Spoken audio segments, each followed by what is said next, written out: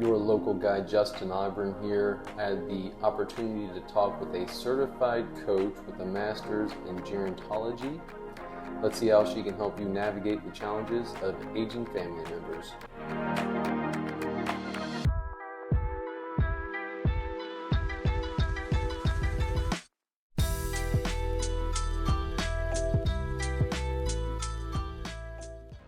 So Michele, she is the owner and CEO of Inspired Caring. Mm-hmm. So can you just first share, what is Inspired Caring? What does that mean? Overall, Inspired Caring is really being inspired to take care of yourself as you are caring for other people. Like, that's the concept behind the name, Inspired Caring. And what I offer is support to families who are helping aging family members. So maybe there's like a point person, a daughter, who is trying to handle all the logistics around what's happening with her family member. Maybe there are multiple siblings that are trying to get along as they are on this journey. But Inspired Caring is really about having that inspiration to take care of yourself as you are helping your aging family members. Okay. So how do those services work exactly that you provide then? What I do provide is private family coaching. So maybe there are multiple people we're trying to get on the same page about what our next steps are for family member. And so I can come together. It's all delivered online, so on Zoom. It might be private coaching for a family. And then I also have a group program that is available for people who are just high level looking for, how am I going to survive this chapter of my life? Like, what kind of mindset do I need, and what real tactical tools and resources do I need in order to make it through?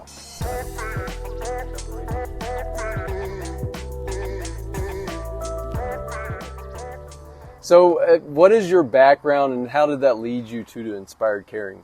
My background is I myself have been a family caregiver for over 20 years. When I was 28 years old, I found myself in the role as the primary family caregiver, the power of attorney, POA, for one of my grandmothers. So as my husband and I were growing our family, we have 3 children, that 7-8 year span, I ended up doing that for both of my grandmothers. So that meant everything from navigating driving, moving out of their homes into senior living, through end-of-life care, all the medical and financial stuff. And then most recently, we have found ourselves helping my in-laws, who have subsequently both passed away. My mother-in-law was living with dementia for many, many years, and then my father-in-law had a terminal cancer diagnosis. So really just on that personal side, having navigated aging family members, dementia, terminal diagnoses, it's super emotional. We had family dynamics at play as well. Yeah. And all of that really led me to realize how much I love seniors and how much I love helping family members. So I have subsequently worked in senior living for 7 years, both in assisted living memory care and at the skilled nursing level. So different, very, very different buildings, and have just walked this with a lot of family members over the course of that time. And I actually have continued my studies. So I am a certified dementia practitioner. I have a master's certification in gerontology and am pursuing a PhD now. I'm saying it out loud. I don't know if this is like a big announcement, but pursuing my PhD in gerontology, which is really the study of aging, and have just combined, I have a life coach certification. So I've just combined my personal experience, my professional experience, my education to create this program to support family members. That sounds pretty impressive to me. Well, it's a lot of fun actually too. So it's not just heavy lifting. Yeah, that's awesome. Yeah. So sometimes people will find themselves in this caregiving role as a family member really unexpectedly. And other times it's like that slow boiling frog where you find that things are starting off really slow and easy, like you're picking up groceries, mowing the lawn, that sort of thing, and then it snowballs. So what I have experienced in my own life and working with so many families over the years is there are a lack of support resources for people as they are trying to figure all this stuff out. What I do is help people really wrap their heads around what kind of mindset they need to have in order to endure this. This is a marathon like you cannot believe. and also get really tactical with them on specifics on how to take care of themselves and other resources that are available, because people do not know what they do not know. So if they find themselves potentially needing to find an assisted living, it's not just about the actual move and the moving out of the house and having to talk with them. It's a lot of wrapped up emotion about having to help people along this journey. So with my program, what we're doing is really digging into your thoughts, your values, expectations are really huge, boundaries, and then really specific things about how to take care of yourself so you can keep showing up for them. You cannot give what you do not have, and people need to be better resourced so they can make it through this. Okay, if you could share your most important lesson with somebody in caregiving, what would that be? That people wait too long to seek assistance, to seek help.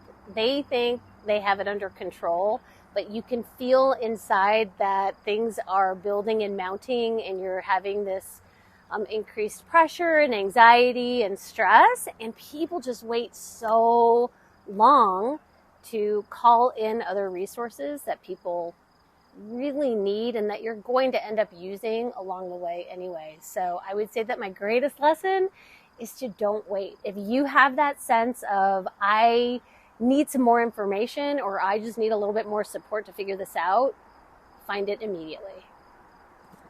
I would say that my most memorable experience with inspired caring is really the connections that are being made with people who are on this caregiving journey and the connections they're making with themselves.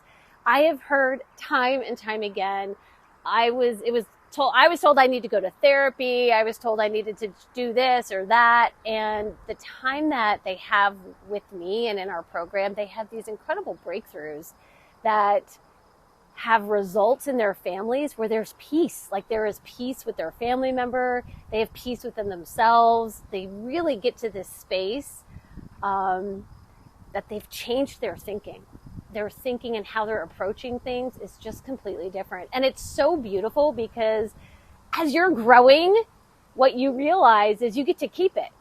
That's what I love about it. You get to keep that new knowledge and apply it in every area of your life. And Michelle, I noticed that you have a podcast online. Mm-hmm. So what is the subject that, and what is that about? The Inspired Caring podcast is really about helping people understand that they are not alone on this journey. And it is providing inspiration, really specific tactical tips and tricks that people can use based on my years of experience being behind the scenes in senior living and on the front end with being a family caregiver.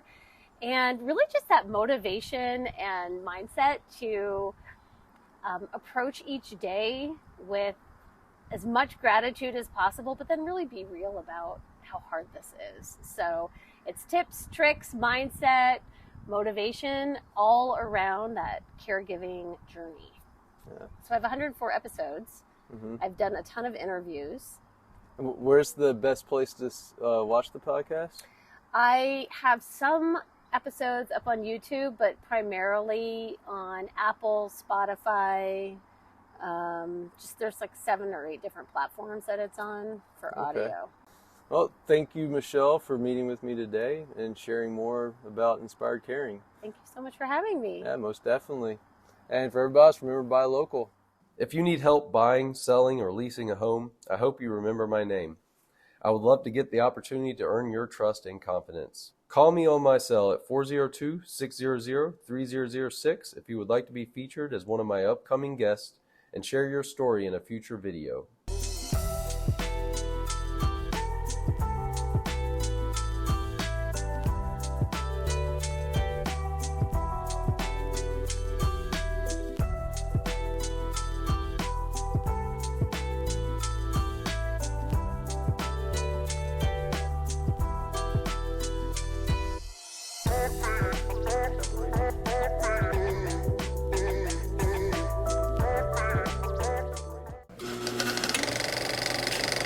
Mic check, test, 1, 2, 3. You want to try yours? Can you hear me if I'm talking into this mic? I swear I just got a haircut. It's already...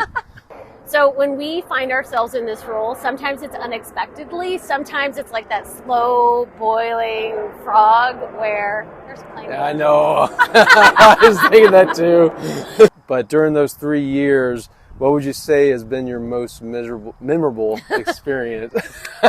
There you go, dude. No, that's so good.